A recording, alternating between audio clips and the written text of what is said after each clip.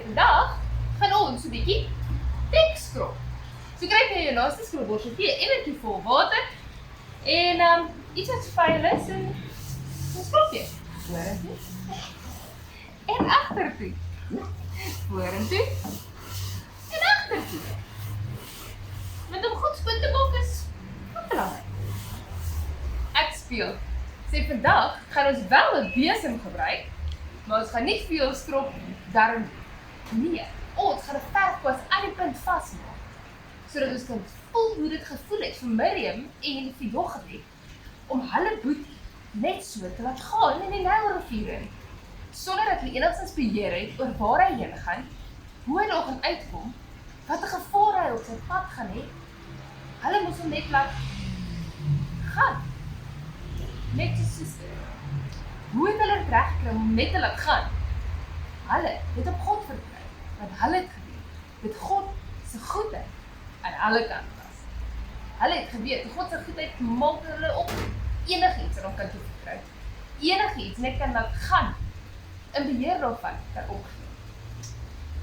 Dit is nie altyd maklik vir ons om beheer op te gee, maar met God se goedheid weet ons daar's iets waar ons kan terugval. Ons weet ons kan sy goedheid vashou en ons kan laat gaan. So kry jy 'n besem, kry jy 'n kwas, en tyd om te laat vas.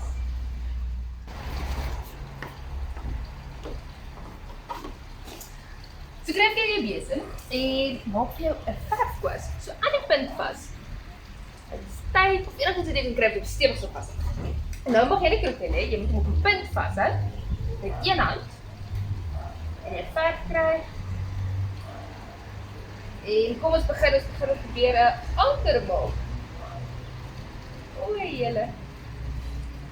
Onthou of van beheer te wees, dit is vir ons baie lekker om te weet presies wat gaan gebeur en hoe dit gaan gebeur en as ons nog kan besluit hoe ons wil hê dit moet gebeur, soveel te beter. Om uit beheer te voel is iets wat ons nie regtig aan gewoond is nie. Maar tog is dit wat Miriam en haar ma gedoen het. Hoe so? Sê want hulle het geweet dat God se goedheid op die ou end vir Moses se veiligheid. En hulle kon nie die stroom beheer nie, en hulle kon ook nie die rivier en die krokodille en al die gevare wegvat nie. Nee, hulle kon net vertrou op God se goedheid. Hey, dit lyk te baie, julle. Kom ons probeer nou my naam sê. En hulle kon net op God se goedheid vertrou. Dis al wat hulle gehad het. En God het nie die sleg en die gevaar weggevat nie. Nee. Hy het net beheer gevat vir die situasie. So hy het vir Moses veilig gehou deur die gevaar en die vreemde tye tot daar waar hy veilig was.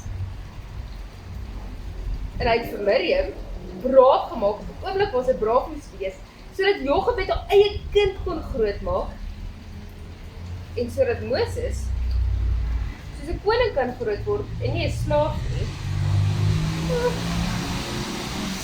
Julle, hier is nie maklik nie. Sodat hy soveel jare later die Egiptenaar kan oorwin en die Israeliete uit Egipte uit kan lei sonder hom. Sou dit nooit gebeur het. Sy God se goedheid was goed vir Moses. Sy gevaar was nie weggevat nie.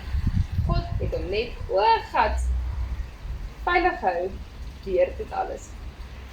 En so weet ons dat dit presies is wat God vir ons ook sal doen. Die God se goedheid is vir ons, die ding waarop ons kan vertrou.